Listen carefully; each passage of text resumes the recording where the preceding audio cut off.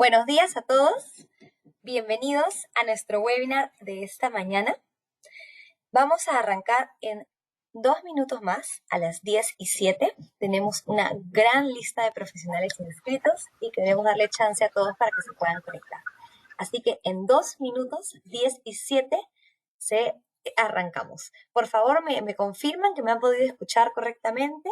Cualquier cosa voy a estar acá para apoyarlos en el chat box. En 2 minutos, 10:07, arrancamos.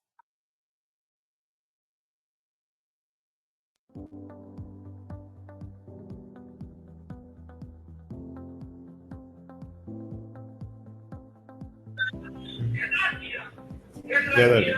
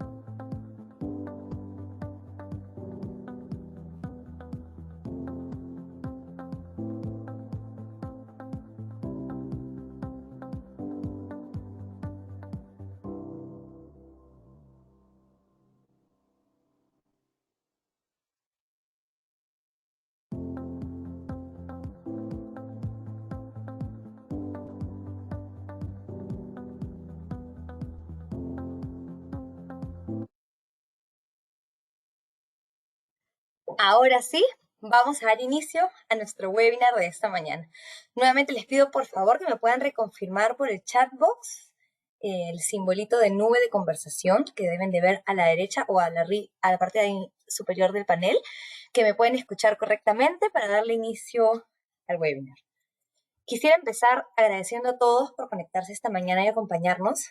Este es el primero de este tipo que hacemos. No hemos hecho un webinar de este tipo nunca en realidad, así que estamos muy emocionados.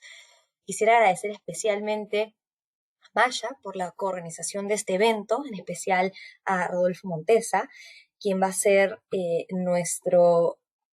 Rodolfo Santamaría, disculpen, quién va a ser nuestro, disculpa Rodolfo, he estado conversando con el otro Rodolfo también, quien va a ser nuestro speaker esta mañana.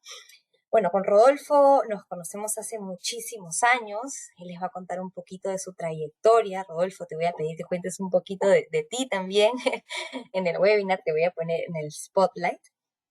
Pero tenemos una gran cantidad de profesionales registrados el día de hoy, por lo que veo que el interés en el tema es muy alto. A nosotros nos interesa muchísimo seguir promoviendo temas de vivienda social, sobre todo sostenibles, ¿no? Bueno, quisiera darles algunas indicaciones para fluir lo mejor posible en esta hora de webinar. Si nos pasamos unos cuantos minutos, Rodolfo, no pasa nada. Creo que todos nos van a querer acompañar, no veo ningún problema con eso. A todos, por favor, micrófonos y cámaras apagadas para evitar cualquier interferencia. Todos los comentarios, consultas, por acá, por el chat box, donde les acabo de comentar hace unos minutos, la bolita con símbolo de conversación. Y finalmente, esta sesión va a estar grabada y la vamos a colgar en nuestro canal de YouTube.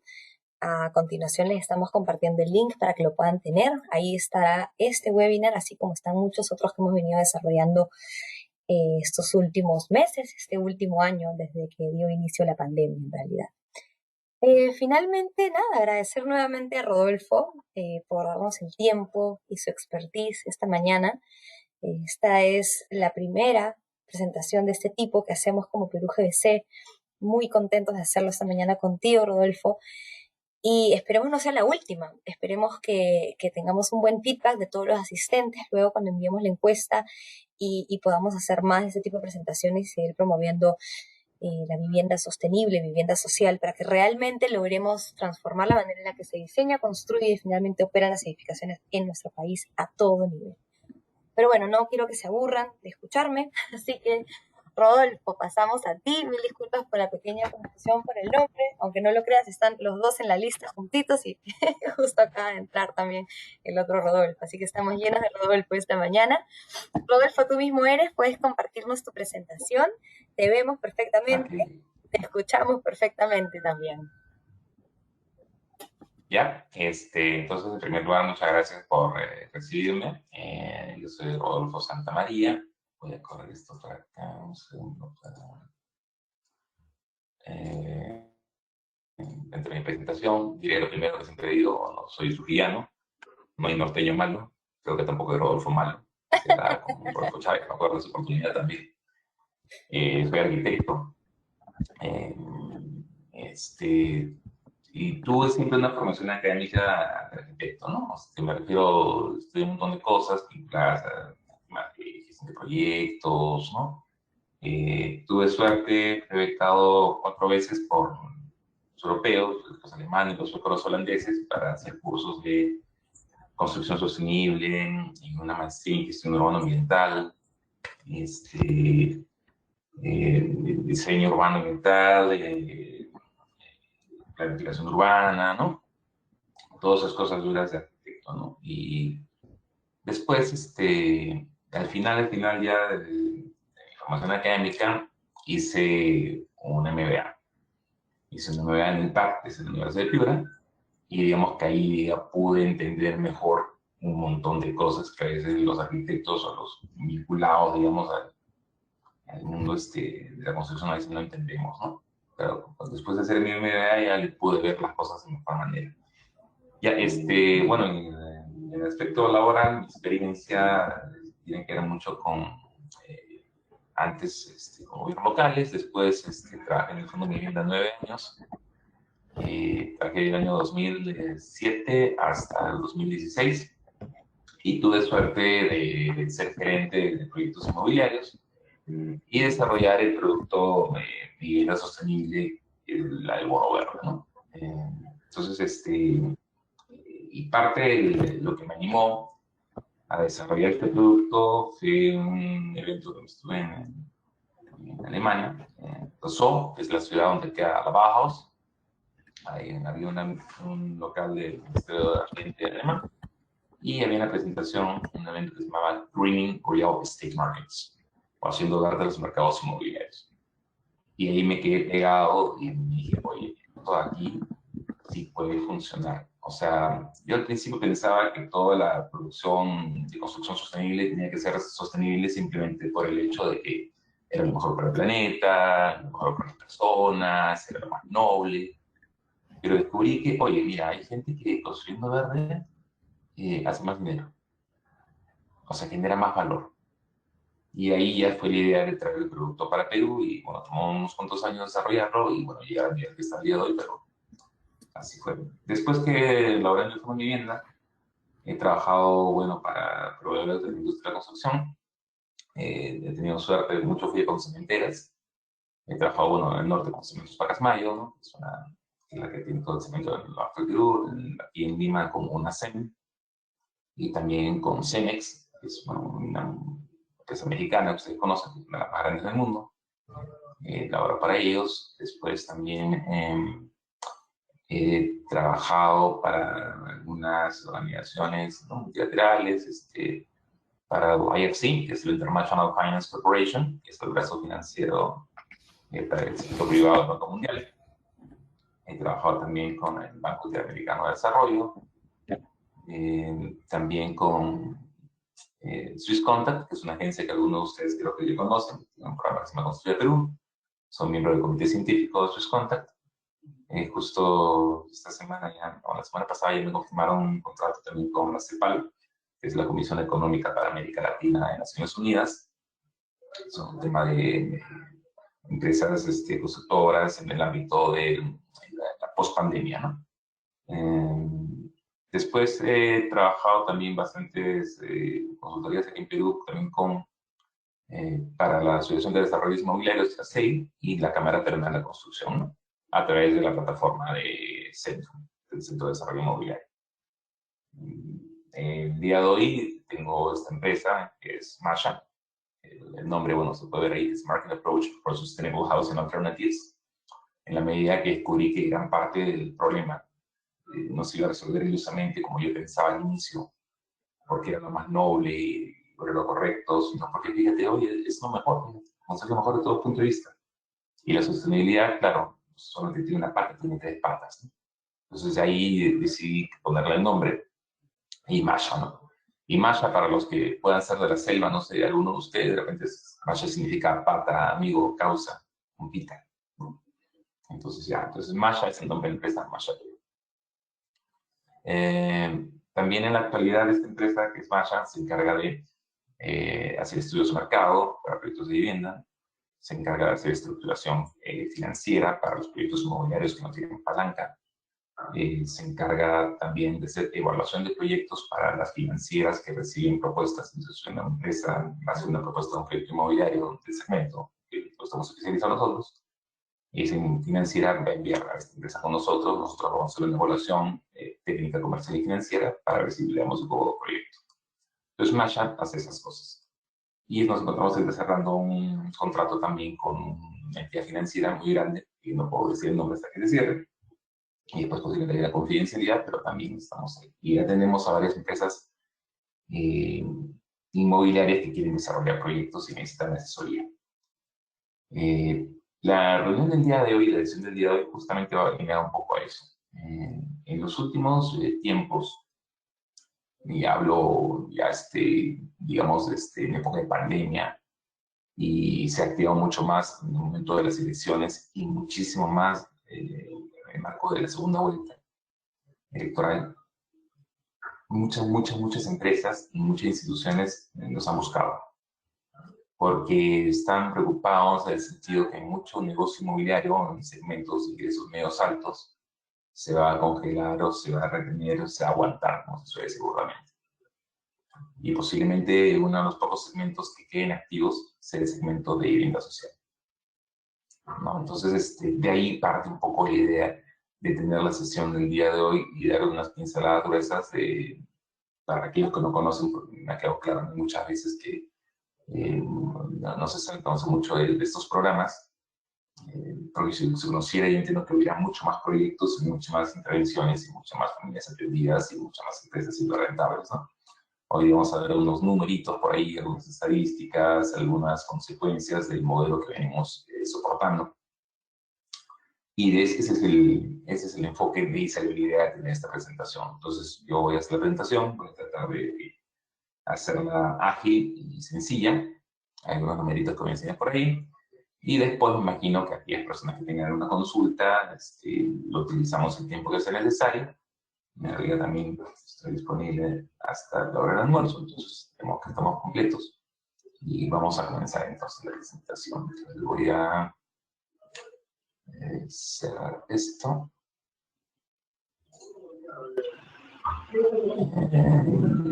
Y esto acá, y estamos. Entonces, la presentación del día de hoy tiene el análisis del mercado de vivienda social y algunas herramientas del Estado. Voy a prender mi puntero. Entonces, entre los presentes, yo no sé si hay algunos administradores, o industriales, gente que estudia marketing, que conozca lo que significa esta pirámide. Esto que ustedes ven es la pirámide de Maslow, ¿no? Maslow, estudioso, en su estudio desarrolló esta teoría respecto a las necesidades humanas. Decía, oye, mira, y él le explicaba, mira, lo principal, no va a ser todo, es la parte fisiológica. Comer, dormir, respirar. Porque si no comes o no respiras, te mueres. Ya está, entonces eso es básico. Pero en el segundo nivel, Maslow denotó que habían conceptos como familia, seguridad y patrimonio. Ya, entonces todos evidentemente tienen que venir a la mente inmediatamente que familia, seguridad, patrimonio, esa es la casa. Y, digamos, menos relevante, para el punto de vista de las necesidades, eran ya el resto de cosas que uno tiene amigos, ser reconocido, que la gente lo percibe como exitoso, ¿no? Etcétera, etcétera, etcétera. Pero después de comer, dormir, respirar, es la vivienda. Ya, ese es el mercado en el que jugamos nosotros, ese es el mercado en el que se mueve Masha. Y bueno, acá he hecho una presentación de cómo crecen nuestras ciudades, que es un estudio que venimos haciendo hace unos años y que después también la gente de Grade también hizo algo parecido. Y se obtuvo este porcentaje son los que obtuvo Grade, ¿no? Respecto al crecimiento de las ciudades. Y entonces Grade decía, mira, 1% crece por vivienda social, techo propio vivienda. 6% crecen por las organizaciones que ustedes conocen, Centenario, Portales, Menorca, El Pino, y etcétera, etcétera, otras que ustedes conocen. 47% crecen por ocupaciones informales, ¿no? Aquellas, lo que comúnmente se puede llamar una invasión. Y un 46%, el 50%, oye, crece por lotizaciones informales.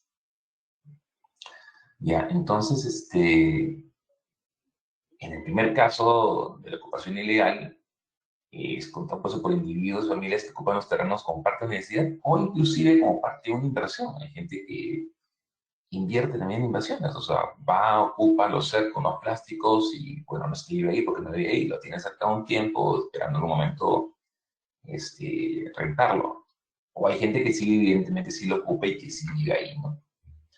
Y con respecto a las operaciones informales, suele ser de aquellas familias que no son atendidas por ningún producto, ninguna alternativa de vivienda, y la gente suele comprar de los estudios que hemos hecho nosotros en todo el Perú, o sea, la selva, el sur, el norte, y hasta la sierra, existe un mercado informal de suelo.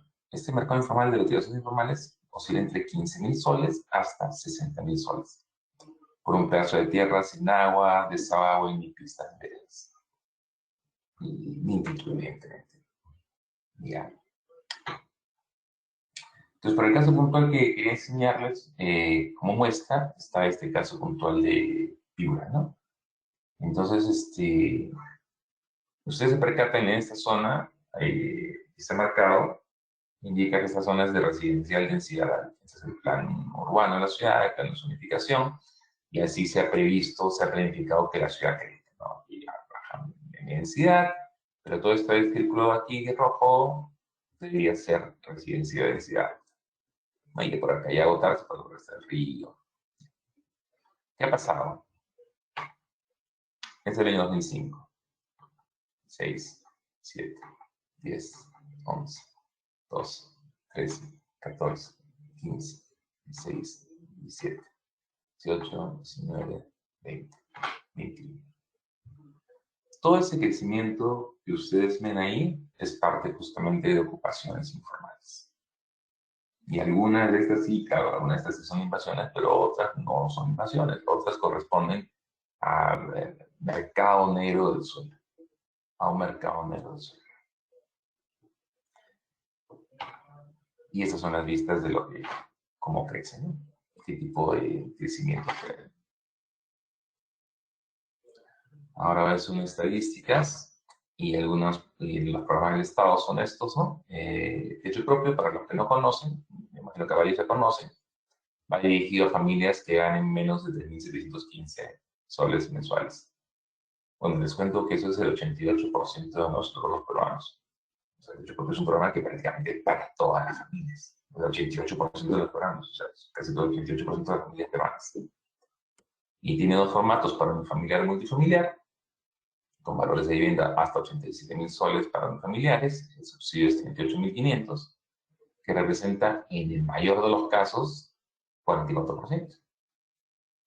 Y en los montos mínimos, oye, el íntegro de la vivienda. Y no es que sea fácil, por si acaso, producir viviendas de 38.500, pero sí existen, por si acaso. En caso de formatos multifamiliares, desde 38.500 hasta 109.200. En caso mayor, esos 38.500 representan 35% del valor de vivienda. O sea, en este caso, la gente no pagaría el 44%, y en este caso, la gente no pagaría el 35%. Y este programa aplica al 88% de peruanos. Entonces, este programa debería ser muy masivo. Y por otro lado, está el nuevo crédito de vivienda, que ya posiblemente conozcan un poco más. Está dirigido a segmentos de ingresos medios y controlado básicamente por los valores máximos de vivienda, con subsidios también importantes de 74% en este tramo, 20% de este tramo, 11% de este tramo y 5% de este tramo. Evidentemente, mientras mayor el valor de la vivienda, menor el porcentaje de los subsidios.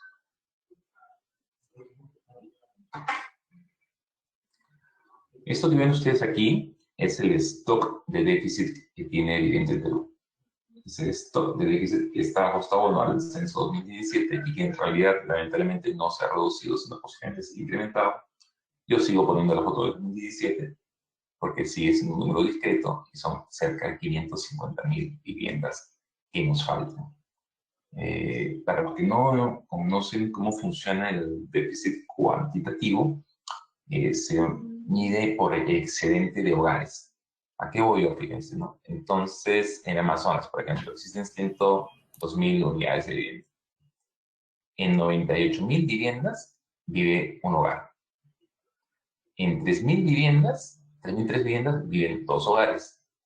En 536 viviendas viven 3 hogares. En 145 viviendas viven 4 hogares. Y en 100 viviendas viven 5 hogares. Entonces, cuántos hogares exceden este número de vivienda? Ninguno, porque en cada vivienda hay un hogar. Entonces, ya estamos. En este caso de 3.003, hay 2 hogares. Quiere decir entonces que hay 3.003 que están excediendo. En este caso, 536, 3 hogares, significaría entonces que 2 hogares en cada vivienda exceden. Serían entre 1.072 viviendas que están excediendo. O sea, 145 serían 3 hogares que están excediendo, 13 de 435 viviendas, y en 100 hogares, en 100 viviendas, perdón, hay 5 hogares. Significaría entonces que 400 viviendas en esto. Sumo todos esos excedentes y vean que en Amazonas son 4.910, en Arequipa son 43.000, en Ica son 16.000, en La Libertad son 32.000 y en Lima 191.000. Y en Lima 191.000. Para graficar nuevamente el concepto de hogar, ¿cómo contabilizan los hogares el INEI? El INEI contabiliza un hogar de la siguiente forma. Imagínense ustedes entonces que Juan tiene una hija, Mari, ¿no? Juan tiene su hija Mari. Entonces Mari se casa y va con su esposo a vivir a la casa de Juan, porque aún no tiene dónde vivir.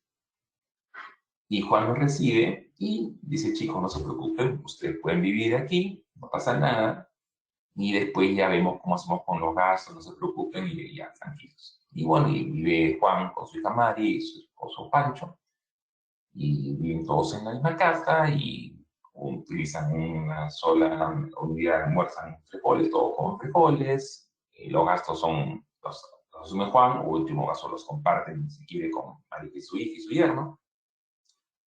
Eso de ahí, por si acaso, no constituye 2 hogares, constituye una familia extendida.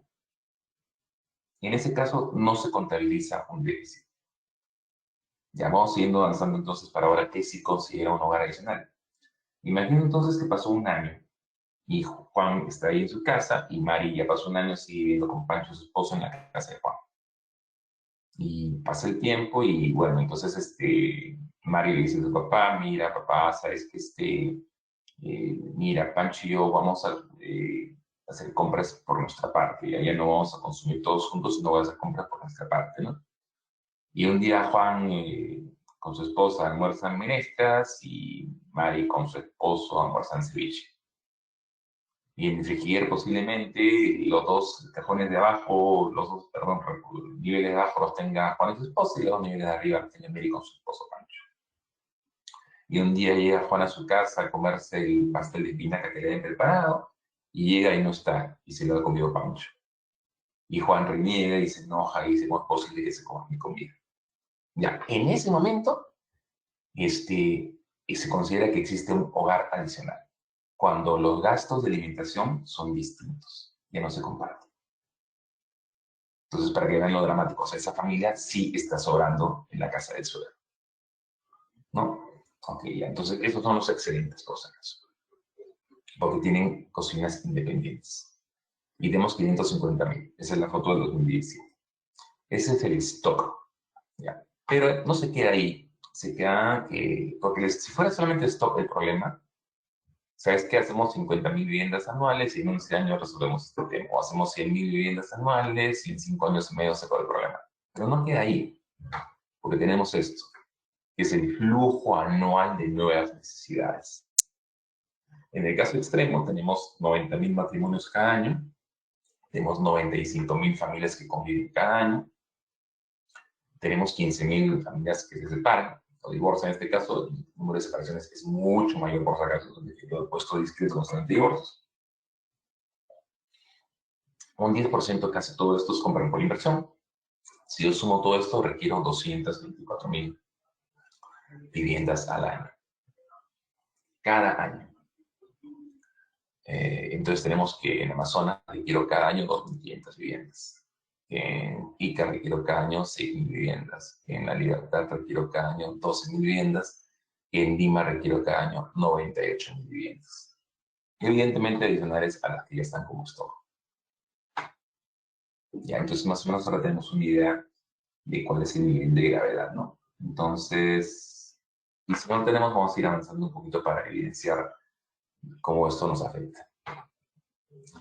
Estos son los números que decía sobre respecto al stock por provincias, no por regiones, perdón. Estas son las atenciones del año 2019, tanto para subsidios de techo propio como para créditos de vivienda. Y he puesto el año 2019 por si acaso porque se trata de un año pre-COVID. O sea, no tiene la distorsión de los efectos del COVID, ¿no? Entonces, 2019 ha sido un buen año, ¿no? Un año pre-COVID, y se entiende que posiblemente en 2022 nos iremos recuperando de este problema y la gente este año se podrá vacunar, y el próximo año comenzará la recuperación, y podremos retornar a los niveles del 2019. Entonces, tenemos, por ejemplo, que en Amazonas yo requiero 4.900 viviendas. ¿Cuántas de hecho propio se hicieron? Ninguna. ¿Cuántos créditos de vivienda? Solamente uno. En Huancavelica se requerían 3.000 viviendas. Se hicieron 4 de techo propio y 4.000. En Huánuco se requerían 13.000. Ninguna de techo propio y 16.000. ¿No? En Pasco o en Moquegua se requerían 2.500. No se hizo ninguna de estas y se nos hizo mi vivienda. En Pasco ninguna de estas y 23.000 viviendas. O en Lima, está acá, de 191.000 que se necesitaban, se hicieron 702. O sea, nada. En cambio, en mi vivienda se hicieron muchas más, ¿no? 6.300. Y entonces, digamos, que demuestra varias cosas, ¿no? Demuestra, en primer lugar, si quiere verse así, que el nivel de atención de los programas que el Estado ha diseñado y lo tiene operando es muy bajo. Es muy bajo, es muy bajo. Y si quieren verlo del otro lado, hoy la oportunidad de desarrollar proyectos de vivienda para estos segmentos, en estas localidades, oye, evidentemente, claro que lo es. ¿Cuánta oferta o cuánta competencia? Imagínense que ustedes, los que trabajan en inmobiliarias, ¿cuánta competencia, cuántos competidores encuentran ustedes en Jesús María? ¿Cuántos competidores encuentran en Jesús María? O en Lince, ¿no? Cientos de competidores. ¿Cuántos competidores habrá en Huánuco? Nada. ¿Cuánta demanda hay? 13.000. Oye, ¿no vale la pena hacer un proyecto que atienda el 1% de esto? Moquegua, o el Moquegua es pequeño, pero por si acaso Moquegua tiene los ingresos más altos del Perú,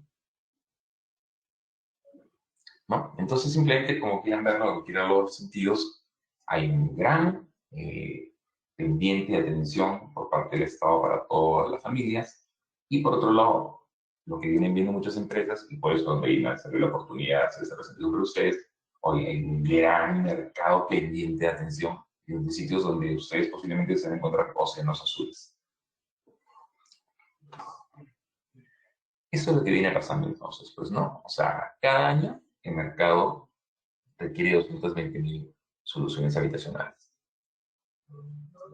Si yo sumo las viviendas formales, incluidas las de vivienda con las de mercado de ingresos más altos, cada año se atienden 50.000 familias o 50.000 soluciones habitacionales. Los otros 170.000, que es la diferencia entre esto y esto, no es atendido. Una parte comparte viviendas y va generando poco a poco el déficit cuantitativo, y la otra parte opta por el mercado informal del suelo, ya sea comprando o ya sea invadiendo. Y eso genera un incremento del déficit cualitativo. Esos son los niveles de desatención entonces para el Perú cada año. Cada año. El año pasado hicimos un estudio para ADI y ACEI respecto a los impactos de los subsidios del Estado, ¿no? Tratando de explicarle los beneficios del programa de techo propio de vivienda nueva, ¿no? Decimos, mira, a ver, imagínate que tú, como se ve en el caso anterior, no atendemos a estas familias. El mercado, digamos, el mercado de estas familias. Una parte de muchos se incrementa acá, pero el resto va a ser ocupación informal. ¿Qué es lo que pasa cuando la gente hace ocupación informal? El Estado aparece y termina dándole los títulos. El Estado aparece y termina poniendo las redes de agua de desagüe. El Estado aparece y termina poniendo las pistas verdes. El Estado aparece y termina dando subsidios para construcción sobre el terreno informal que se ha formalizado. Si yo sumo todo esto, son 69.000 soles que el Estado gasta cada vez que una familia no es atendida por el mercado.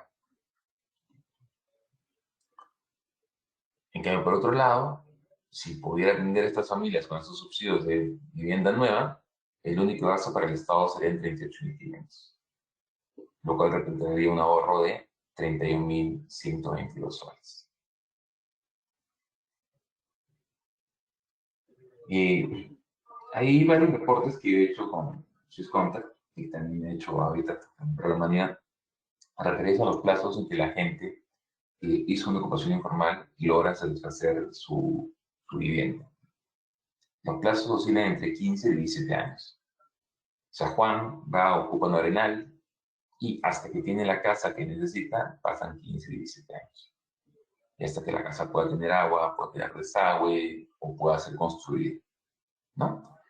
Entonces ahí tenemos un problema porque la familia, mientras que no tenga la casa, está expuesta a enfermedades gastrointestinales, vulnerable por la seguridad, enfermedades respiratorias, etcétera, ¿no? Y también posiblemente la mayoría de ocupaciones informales se hagan sobre terrenos o sobre suelos que no son aptos o que son de riesgo. En cambio, si va a un proyecto formal, esa situación no se va a presentar. Hice un par de números referidos, por ejemplo, a la rentabilidad de un proyecto de vivienda de hecho propio. ¿No? Ustedes más o menos se conocen de qué se trata, estos proyectos de hecho propio. Por lo general son proyectos de habilitación urbana, ¿sí? En el caso del puntual estamos trabajando con 4 hectáreas, o sea, 40.000 metros, 40% de aportes civiles, son 10% de recreación y educación y 30% de circulación. Un área ocupada para el terreno de 24.000. El tamaño del lote de 60, nos quedan 400 unidades. Las áreas de vivienda para techo propio, que no son viviendas en realidad, ¿no? Recuerden que lo que se entrega en techo propio en esta modalidad unifamiliares son módulos básicos de 25 metros cuadrados. Entonces, 25 metros cuadrados que tienen un dormitorio, una sala como de cocina, un baño y un lavadero que posiblemente estén en el exterior. Con la posibilidad que esta vivienda, o este núcleo básico, pudiera crecer sobre el lote horizontalmente y hacia arriba, ¿no? Posiblemente para tener 2 pisos. Y ahí termine con una vivienda completa. Pero lo que se entrega es un lote habilitado, ¿no? Y que tiene un núcleo básico para que ocupe a la familia inicialmente. Estos son los costos de edificación, digamos, estándares, ¿no?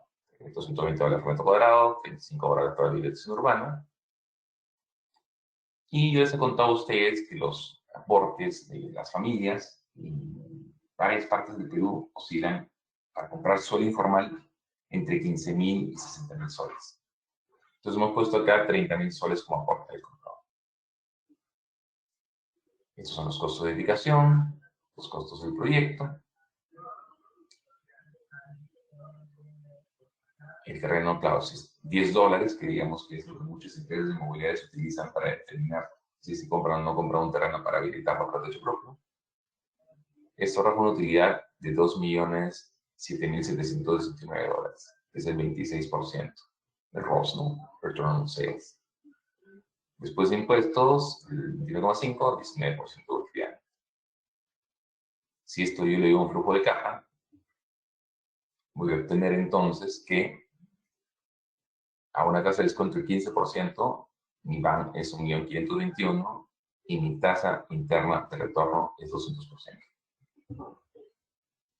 Entonces, yo no sé, ustedes, los que trabajan en inmobiliaria, verán porque dependiendo de la ubicación de su proyecto, la tasa de retorno está en el orden del 20% y si le va muy bien, 30%.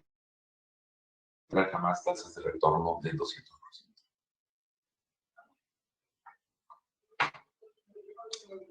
En este caso, se hicieron unas corridas también para determinar, oye, esos son los niveles socioeconómicos de los peruanos.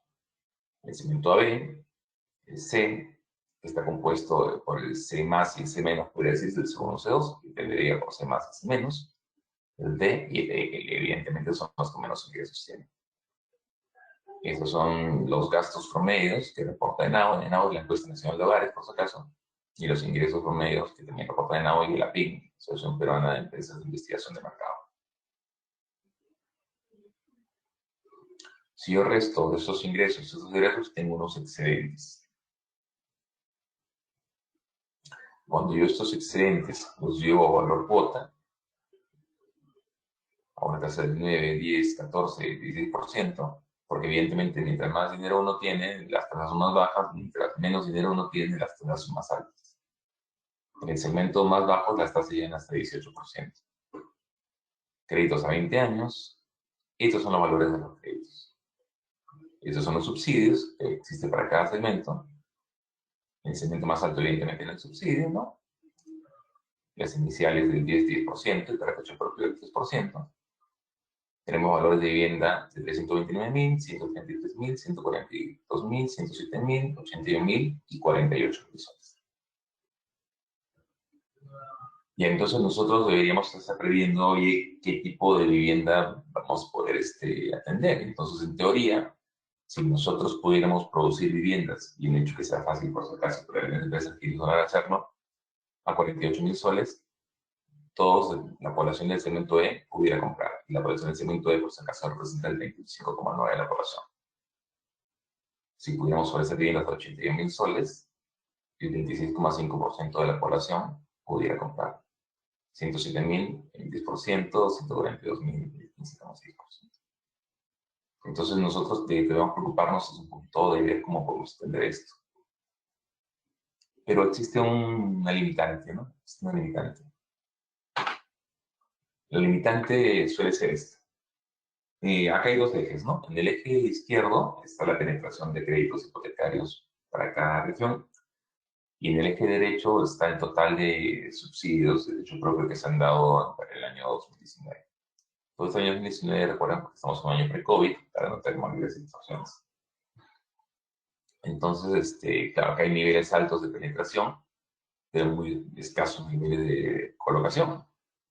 Por ejemplo, sí, en ICAS fueron 1.566 operaciones, pero solo el 37% tuvo crédito. En la Libertad, 5.387 operaciones, pero solamente el 3% tuvo crédito. En Lambayeque, 900 operaciones, solo el 31% tuvo crédito. Y en Lima, sí, el 50%. Y en Piura, que es la otra localidad donde hay muchas operaciones, 1.175 operaciones, solo el 15% tuvo crédito. En Puno, pocas operaciones en realidad, solo 254, pero ninguna tuvo crédito. Ok. Entonces, una de las limitantes entonces de que este mercado ideal con estos valores pueda funcionar suele ser el acceso al financiamiento.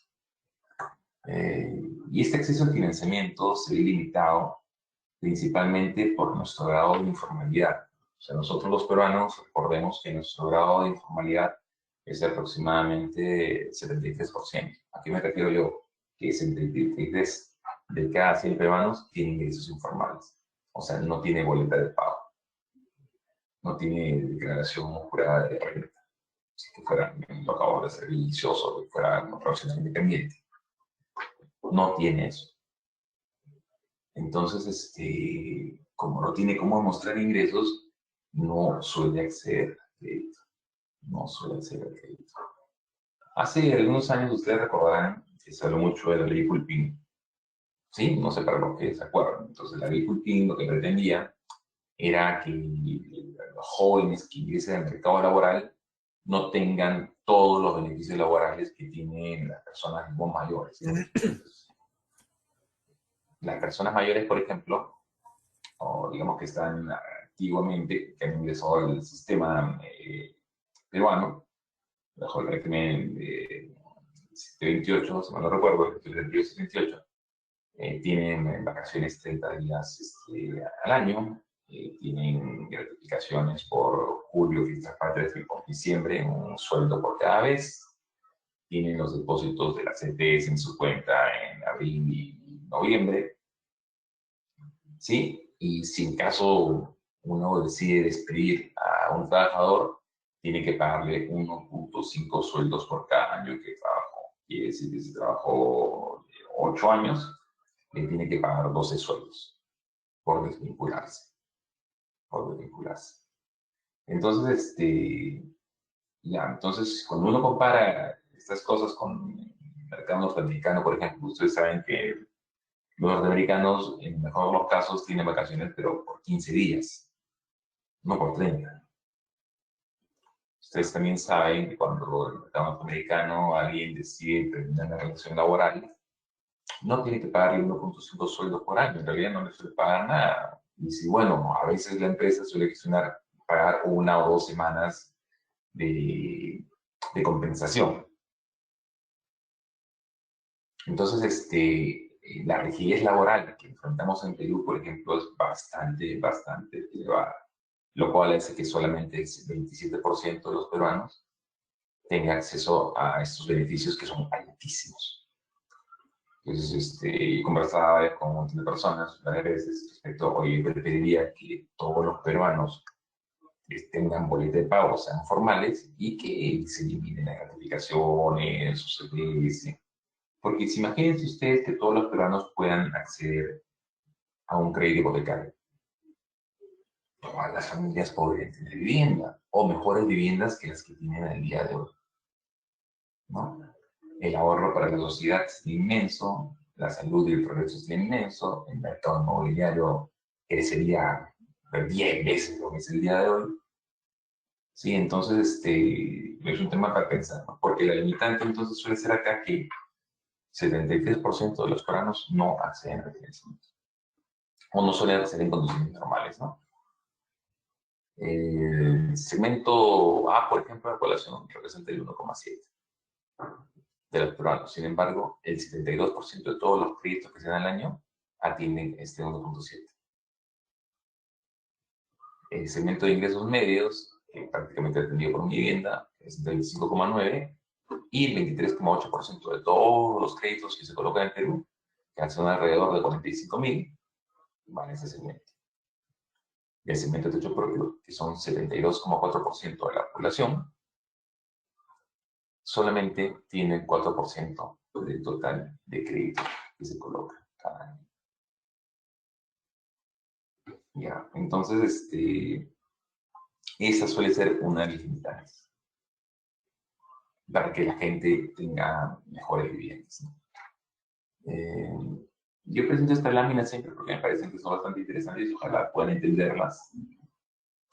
Y si alguien me ayuda de repente del centro, si quieren hacer preguntas para leer, no hay problema, ¿no?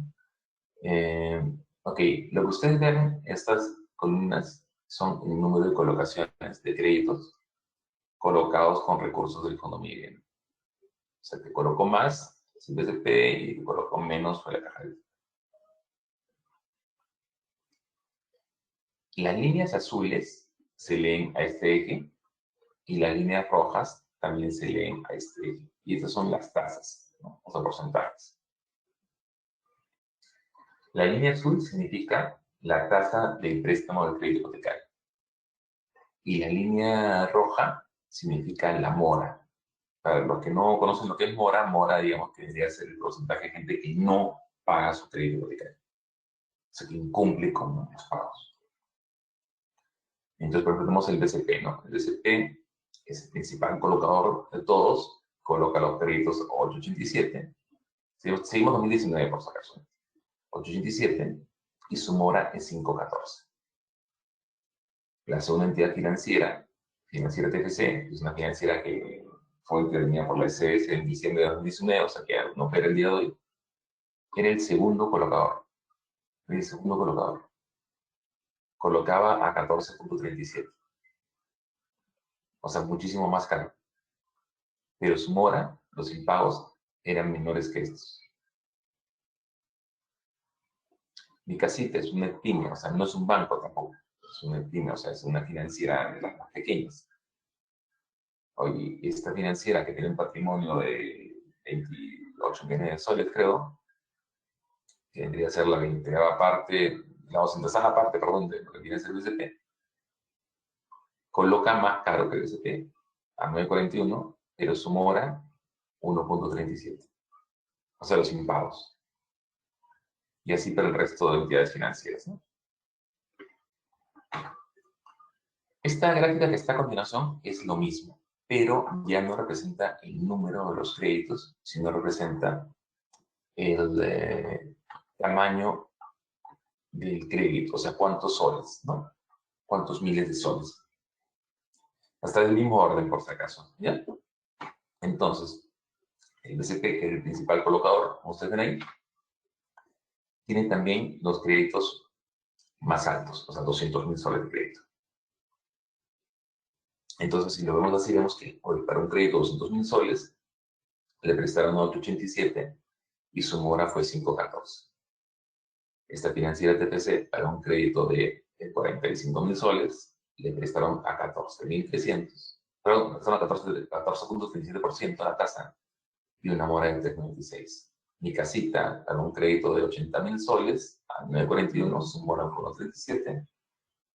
Para Interbank, nuevamente pues, un crédito. Los bancos colocan un crédito más alto porque van a darse cuenta, ¿no? Interbank, 8,54 y su mora 4,22. El Banco Pichincha, 9,27, su mora 3,06. La Caja Huancayo, que es una caja municipal de ahorro y crédito, 11,05, perdón, su mora 0,95. Banbif, 8,42 y su mora 2,29. Financiera efectiva, digamos,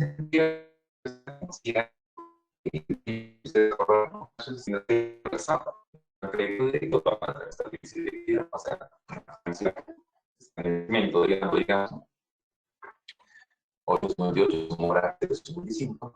El BBVA, una mora bastante baja también, ustedes, una tasa que dice, por ejemplo, Scotiabank, 8,23, 6,45, bastante alto.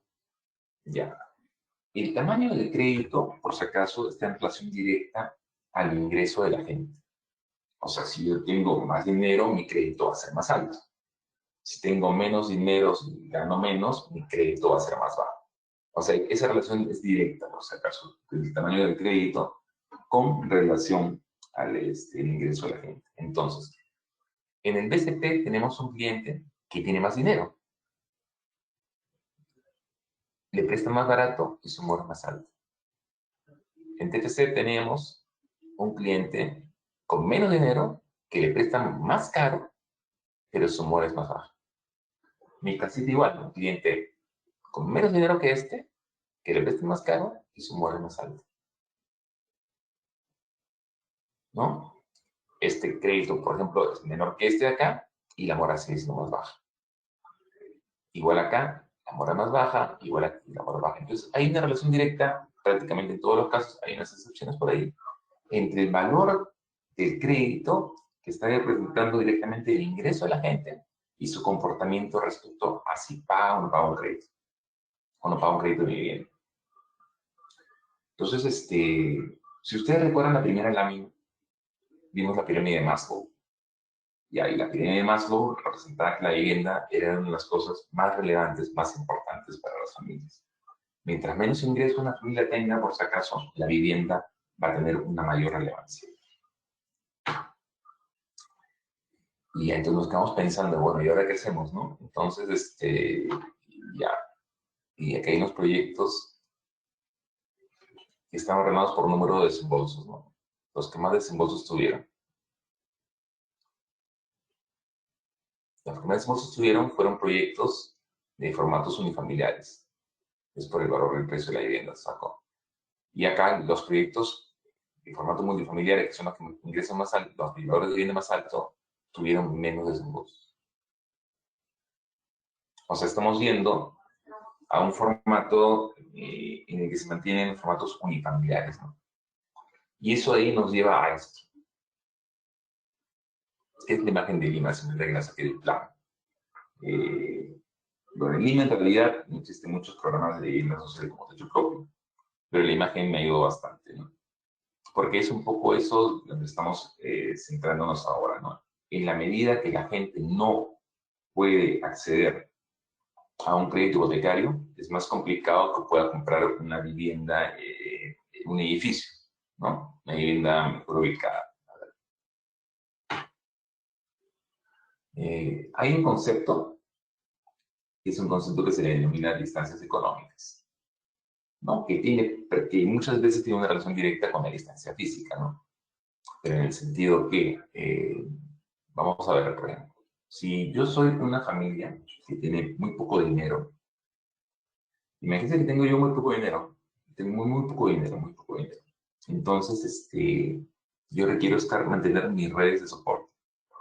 ¿Cuáles pudieran ser las redes de soporte de una persona con muy poco dinero? Entonces me pongo a pensar, ¿no? Ya, oye, si tengo muy poco dinero, entonces, ¿con quién cocino?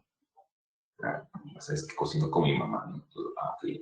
Oye, ¿con quién encargo mis hijos?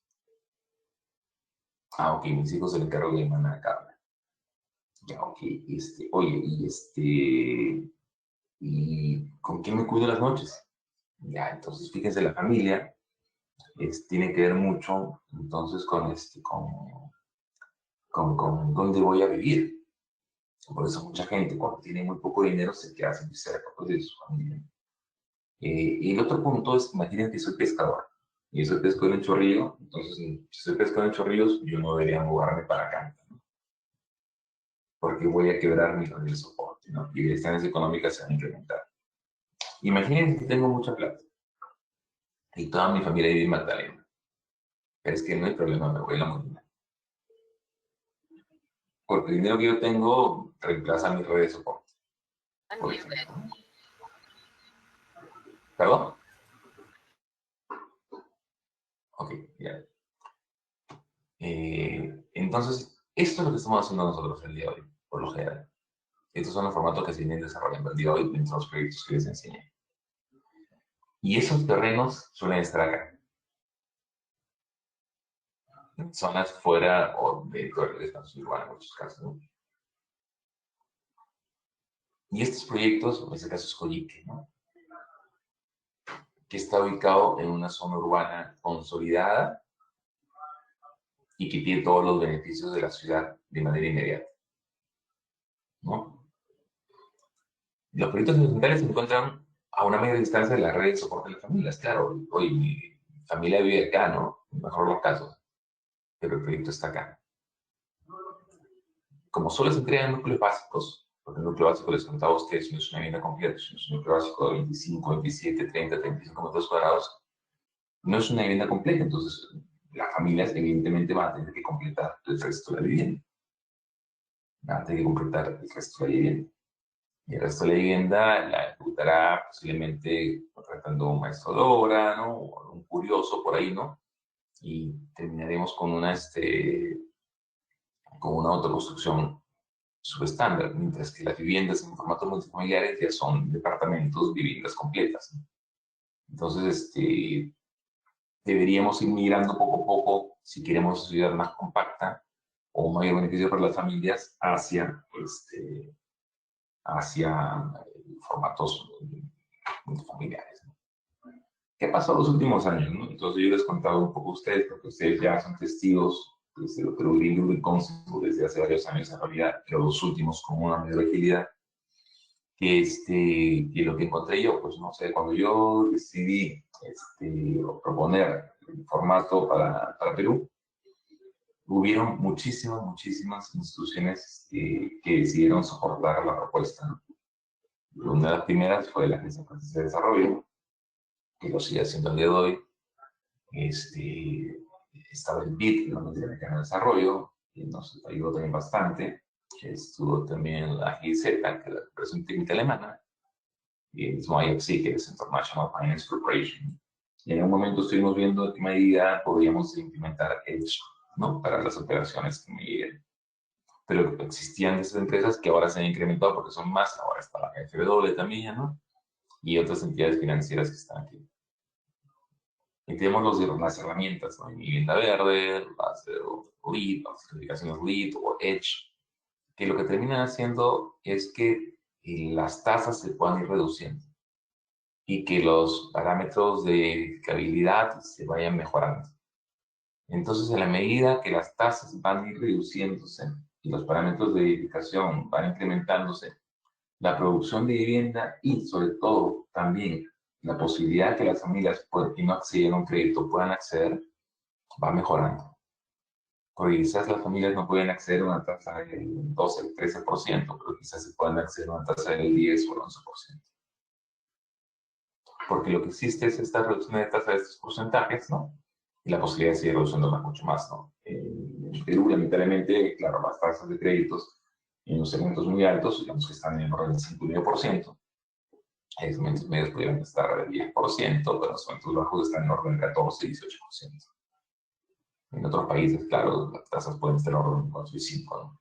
Pero aquí sí están bastante altas. El año pasado, como comentaba, estuvo viendo cuál sería la implicancia de producir vivienda social para los segmentos de menores recursos, ¿no? Los más bajos, los más bajos, los más bajos. Esta gente que inclusive no podía acceder al crédito, ¿no? Entonces hicimos un reporte para el BID respecto a cómo sería ese tipo de operación, considerando que en la costa existe el 42,1% de población, en la zona del sitio costero, en la zona desértica 7%, interandino bajo 1%, mesoandino 20%, donde está la región Quechua, que conocíamos nosotros antes, ¿no? Las principales ciudades de la sierra. En el Tondino 6,9%, en la zona nevada, que es la parte más alta 2,1%, en saque de montaña 6,6%, subtropical 5,8% y tropical 7,8%. Y se tuvo que si nosotros deseáramos implementar algunos criterios de sostenibilidad para estas viviendas, en realidad, considerando las ecotecnias que el Fondo Mi Vivienda exigía para su certificación y algún tratamiento bioclimático, estas viviendas o esos subsidios no deberían incrementarse más del 9%. Esa propuesta se hizo para el Ministerio de Vivienda. En el caso de la sierra eran 3% y en el caso de la selva sí era mucho más, porque la propuesta de madera era el 56%.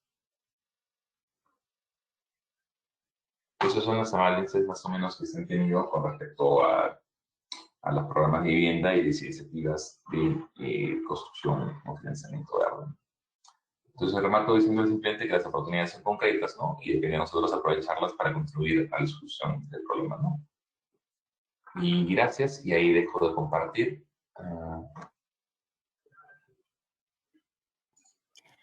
Rodolfo, muchísimas gracias. Una espectacular presentación, como siempre, muy completa. Un montón de data recontra buena, recontra actualizada también. Siempre que escucho tus presentaciones termino tomando un montón de nota para futuras presentaciones mías, ¿no? Así que yo misma soy alumna en tus presentaciones. Sé que estamos ya con la hora, pero quería robarle unos minutos más a los asistentes para ver si tienen algunas consultas, algunas preguntas con respecto a lo que ha presentado Rodolfo. Tengo algunas preguntas que me han llegado. Rodolfo, no sé si quisieras volver a compartir tu pantalla simplemente porque algunas de las preguntas Ya, nos dan referencias a algunas de las diapositivas. y ya, entonces tú me vas diciendo más o menos, ya, voy a tratar de retroceder para, Sí, retrocede y yo te digo stop. ya, A ver, por ahí, ya. esa es la otra, Esta está bien, esa creo que va a apoyar a la pregunta. Lo que nos preguntan ya, es que les pareció súper interesante las necesidades anuales de la vivienda por región. sí, Si pudieras comentar un poquito más acá es una pregunta un poco de tu opinión, ¿no? ¿Qué se debería hacer para ya poder sí, abastecer la necesidad anual de vivienda? Si es que tú ves, esa es una primera pregunta, ¿no? Eh, ¿qué es lo que le recomendarías al Estado para poder abastecer esa necesidad? Y la segunda pregunta es, ¿crees que estos números cambien en los próximos años? Y entre paréntesis nos ponen eh, tasas de matrimonio, cantidad de hijos, cantidad de personas que se independizan, coma, etcétera. Creo que es un poco de reflexión en ambos temas, ¿no? A ver si nos puedes... o sea, ya. Sí, mira, lo primero entonces tiene que ver con lo siguiente, o sea, nosotros tenemos que ser conscientes, porque en realidad a veces no lo sabemos, que no somos Somalia ni somos Haití. O sea, yo no he dicho que no haya pobreza en Perú, por si acaso, siempre me escuchan decir eso, o sea, yo sé que en Perú hay pobres, ok. Pero es falso que la mayoría de los peruanos somos pobres. La casa, lo que he tratado de hacer a través de la presentación es demostrarles, oye, la gente no está accediendo a una vivienda adecuada. ¿Por qué? Porque no accede al financiamiento. Ya, entonces como la gente no accede al financiamiento, va por el formato de la autoconstrucción. Esos fierros, ladrillos, cemento que la gente coloca todos los años en su casa de poquito, poquito, poquito, ¿quién se los regala, Fran? No se lo regala a nadie. ¿Qué subsidio tienen ahí? Pues no tienen ningún subsidio. La gente todos los años ese dinero lo gasta de su bolsillo, de sus ahorros. Y conversaba con Curtus Sateri, que es el gerente comercial de UNACEM, de Centro Lima, ¿no? De Centro Lima, y me decía que el 70% del cemento que ellos producen va a autoconstrucción. No a las grandes obras, no a las grandes minas, no, no, no. Autoconstrucción. Entonces, todo ese dinero existe y se está moviendo de manera ineficiente, porque las casas que se producen muy lento y se producen de una manera subestándar, ¿no? Y con unas condiciones de riesgo, ya sea por la ocupación del suelo que es donde están, o porque se construyó mal, porque no se construyó con un formato o un estándar adecuado. Y entonces lo primero es eso, ser conscientes que el dinero existe, Fran. O sea, yo no en ningún momento he hablado de incrementar más subsidios. Igual he hecho la reunión con el Ministerio de Vivienda. La vez pasada, en una reunión con la viceministra, hablamos, por ejemplo, de los números que les enseñó a ustedes, de los valores de vivienda que pudieran atenderse, si simplemente, si la gente, no darle más subsidio por si acaso, sino que la gente acceda a un crédito. Si los créditos no fueran con tasas de 18%, sino, imagínate tú, con tasas la ponte en 10 en vez de 18, en vez de hacer prácticamente la mitad, que es un montón de plata por si acaso. Oye, la casa que pudiera comprar sería mucho mejor. Entonces, lo que hay que hacer es el desarrollo de una plataforma de créditos hipotecarios para segmentos de ingresos bajos. Cuando recuerdas, Fran, te acuerdas los montos de las tasas de las moras, la gente que tiene menos plata sí paga sus créditos. Y hay unas experiencias del Banco de la India que ustedes escucharon posiblemente muchas veces, o algunos bancos del África, que son para segmentos de menores ingresos, y donde muestra que las moras hoy son menores. Entonces, alguna oportunidad también conversé con el YFC, en la medida que ellos están dispuestos a poner equity, o sea, patrimonio, para una financiera especializada en vivienda. Ya lo está haciendo, por si acaso, en Panamá y El Salvador, ¿no? Entonces, y en otros países del mundo, poner equity para que las empresas financieras puedan prestarle más dinero a la gente. Entonces, si la gente tuviera más acceso al financiamiento y si las tasas fueran menores, la gente se debería resolver la situación mucho mejor. Con respecto a estas necesidades anuales, ¿si van a variar? Bueno, sí, claro, o sea, ¿qué está variando en realidad de la demografía? Que las familias tienen menos hijos. O sea, esa es una, es correcto, las familias tienen menos hijos. ¿Qué otra cosa está variando también? Bueno, que los chicos que antes se casaban a los 30, ahora se casan a los 35 o a los 38. Eso también está cambiando. Pero, a su vez, se está incrementando, por ende, la necesidad de los chicos que se independizan. Porque los chicos ahora, Fran, se independizan.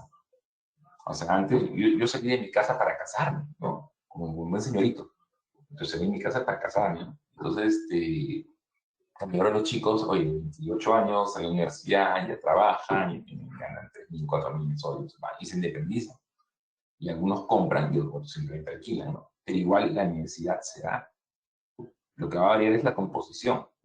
Y la otra composición que está variando es la de los convivientes. Los convivientes están ahora mucho más, no mucho más, ya superaron al número de parejas que se casan por la vía regular. Hay mucho, como decía antes, el NACUD, ¿no? Parejas, chicos que se juntan y viven un tiempo, u otras que, bueno, tienen hijos y después piensan en casarse y, bueno, a veces terminan, nunca se casan, conviven toda la vida. Ya para que se van a casar. Las separaciones se van a incrementar o se van incrementando y la gente que compra por inversión se sigue manteniendo, ¿no? Una de las cosas que pasa en tiempos de crisis es que la gente trata de buscar activos más seguros, ¿no? Los activos más seguros, en vez de un auto, puede ser una vivienda, ¿no? O un terreno, ¿no? U oro, ¿no? U oro, o bonos del Tesoro de Estados Unidos, como inversiones más seguras, ¿no? Y esta configuración, evidentemente, va variando, va cambiando. Pero a lo que voy yo, oye, son 200.000 viviendas cada año y el mercado solo produce 50.000. Hay un stock de demanda ahí anual, un stock acumulado, perdón, más un flujo anual de demanda que sigue estando bastante lejos de su tensión.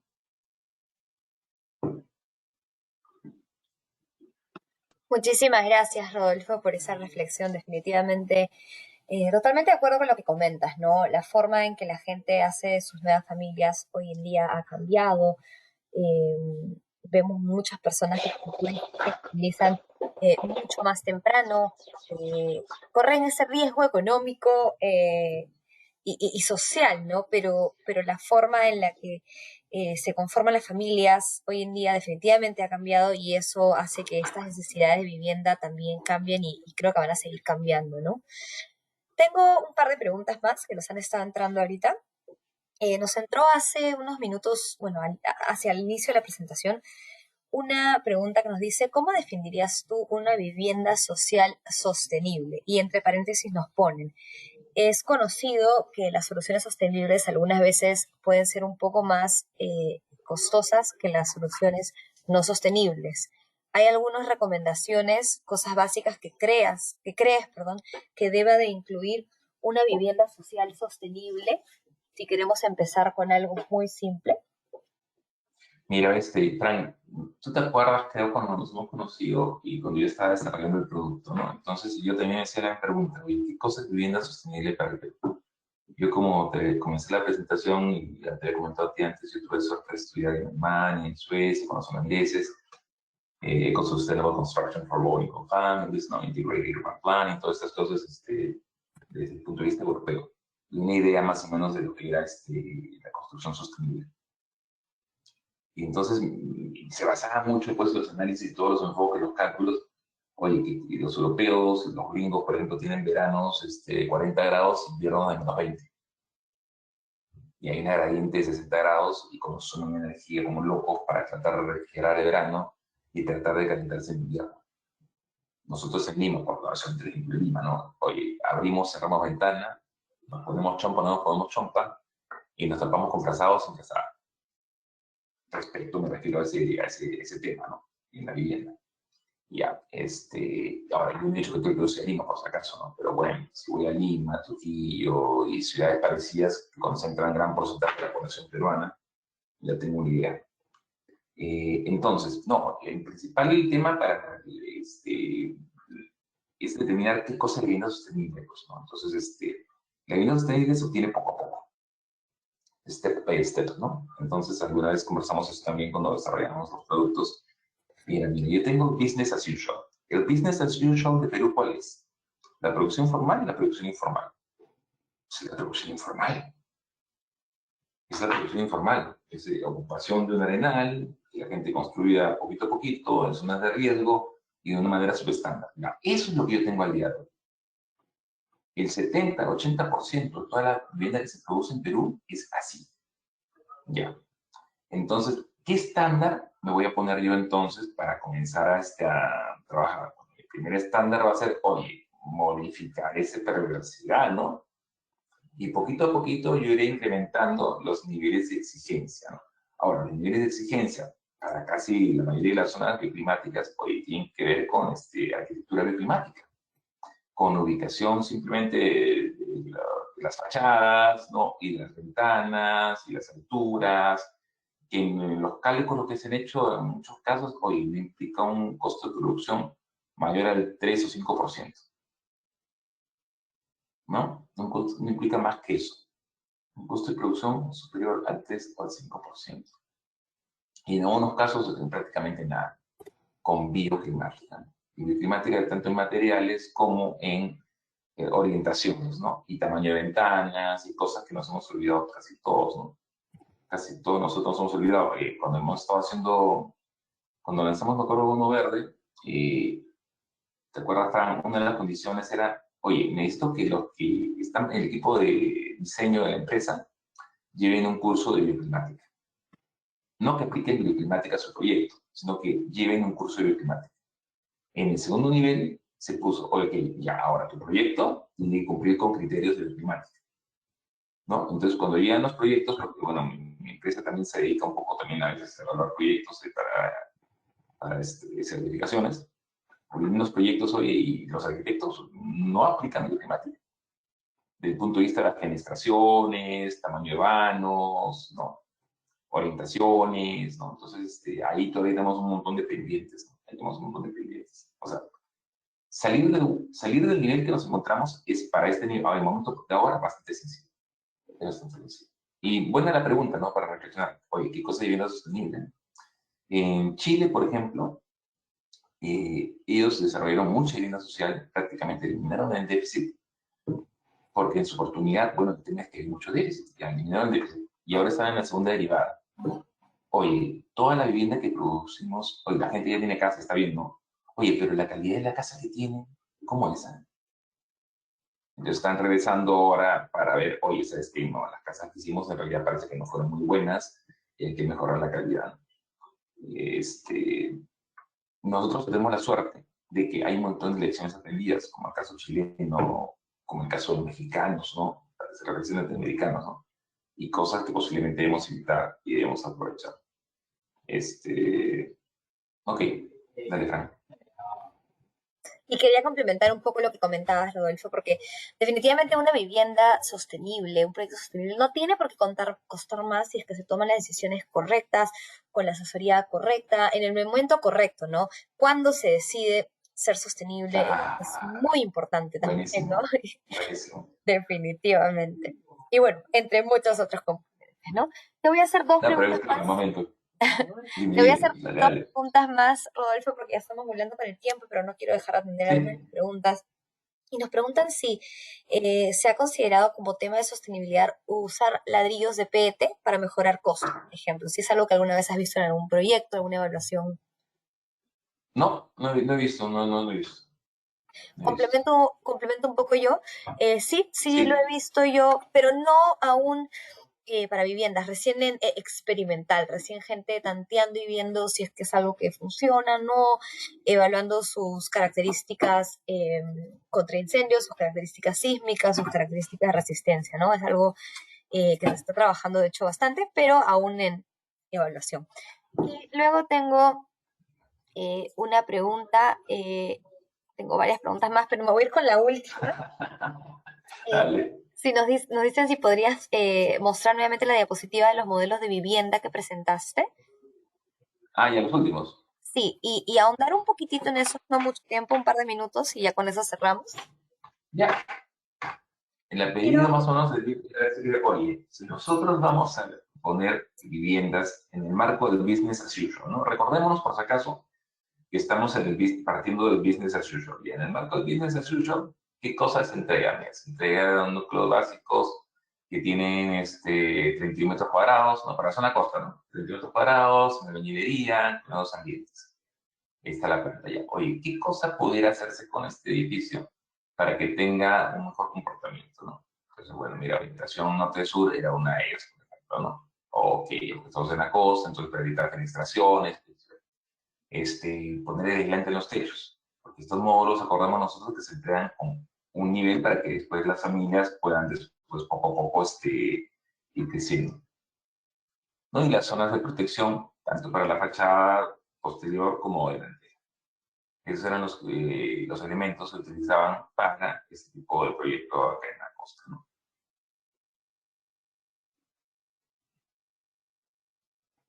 perfecto, Rodolfo, muchísimas gracias. Han entrado varias preguntas más, pero ahora sí ya estamos volando con el tiempo y quiero ser respetuosa del tiempo de todo el mundo. Por favor, todas las preguntas que tengan y que les hayan quedado pendientes y que no hayamos podido absolver, porque bueno, obviamente nos quedamos cortos de tiempo, la presentación estuvo espectacular, Rodolfo, muchísimas gracias. Estoy compartiendo nuestro correo eh, de educación y también nuestro correo de info para que nos puedan hacer llegar cualquier consulta que les haya quedado pendiente, que quisieran que les ayudemos a resolver, o quizás también si desean contactar a Rodolfo para mayor información, por favor, lo pueden hacer en los correos que les acabamos de compartir. Y bueno, nada más agradecerte nuevamente, Rodolfo. Ha sido una presentación realmente fabulosa, como siempre. La verdad que tus presentaciones siempre son muy inspiradoras, te dan una visión distinta. eh, y es, creo, lo que necesitamos en este momento, ¿no? Pensar con una visión un poco más a futuro, un poco más aterrizada y pensar en absolutamente todos los proyectos que tenemos en el país y todos los sectores. Entonces creo que tu presentación también Claro, o es muy sea, apropiada me a... gustaría cerrar, me Sí, sí, gustaría por cerrar favor, diciendo, Rodolfo. mil disculpas, pero me gustaría cerrar diciendo un poco lo siguiente, ¿no? O sea, nosotros, con respecto a la vivienda, estamos en emergencia. O sea, no por el tema del COVID, no, sino por los números que ustedes ven. O sea, no puede ser que el 80-70% de la vivienda se haga por autoconstrucción, que de 220.000 necesidades anuales, solamente 50.000 sean atendidas, y la gente vive en tuburios, que en una vivienda habían, oye, 4 o 5 familias, o sea, hogares, perdón, ¿no? Y que seamos conscientes, como los números que les he enseñado yo en mérito de los estudios que hicimos para IAC, que por cada casa que el Estado no soporta, está condenado a gastar 62.000 soles. O 69.000 soles, perdón, en el caso de este acá. O sea, en realidad hay que tomar las cosas en serio porque es cada día que no resolvemos el problema nos desangramos como sociedad, ¿no? Nos desangramos como sociedad en todos los sentidos. Estamos en un estado de emergencia y siempre lo presento así, ¿no? O sea, hay que estar conscientes de eso. Gracias, Fran. Gracias, gente. Espero no haber aburrido a muchas personas, pero bueno, la intención guía, bueno, hay un sesgo, evidentemente, que ustedes ya escucharon desde el inicio, bueno, avisé un poco por dónde viene la cosa. No, Y Rodolfo, no te es eso. preocupes. Espectacular tu presentación, nuevamente te agradezco muchísimo. Y yo quiero robarles solo un minuto muy rápidamente a todos nuestros asistentes para también invitarlos a el día de mañana, es la Semana de Innovación organizada por Concitec y estaremos presentando, bueno, de la mano del Chile Green Building Council, estaremos presentando nosotros y también estaremos presentando el nuevo Código Técnico de Construcción Sostenible, que veo que muchos de los presentes lo conocen ya. E inmediatamente tendremos también una presentación con Enel X, enfocándonos en el sector inmobiliario hacia la carbono neutralidad y hablaremos obviamente de todo lo que es eficiencia energética y energías renovables. Y la próxima semana tendremos un webinar el martes 29, enfocado en eficiencia energética, con los capítulos de ASHRAE Perú y ASHRAE Argentina. Y simplemente para cerrar, nuestro diplomado de UCAL, que acaba de dar inicio el primer ciclo, primera vez que hacemos un diplomado de este tipo, muy emocionados, muy contentos, y se está abriendo un segundo ciclo del diplomado, arrancando, si no me equivoco, en octubre, septiembre. Pueden escribirnos para pedir más información o escribir directamente a UCAL para que no se lo pierdan, va a estar buenísimo. Y nada, con eso cerrar, dejarles nuestras coordenadas para que por favor nos sigan, si no lo hacen ya, estén totalmente en contacto con nosotros y totalmente al día con todo lo que está pasando en el país en temas de construcción sostenible, vivienda social sostenible, eficiencia energética, eficiencia hídrica y absolutamente todo lo que aporte a la sostenibilidad de nuestro país y el sector construcción. Así que, Rodolfo, nuevamente, muchas gracias a todos los que nos han acompañado esta mañana. Recuerden que la sesión va a estar grabada y la van a poder encontrar en nuestro canal de YouTube. Les he compartido el link y se los voy a volver a compartir en unos minutos para que puedan entrar y ver esta y otras presentaciones. Cualquier consulta, duda que tengan, no duden en escribirnos, por favor, y nos mantenemos en contacto. Saludos a todos. Bye, gracias. Chao, chao.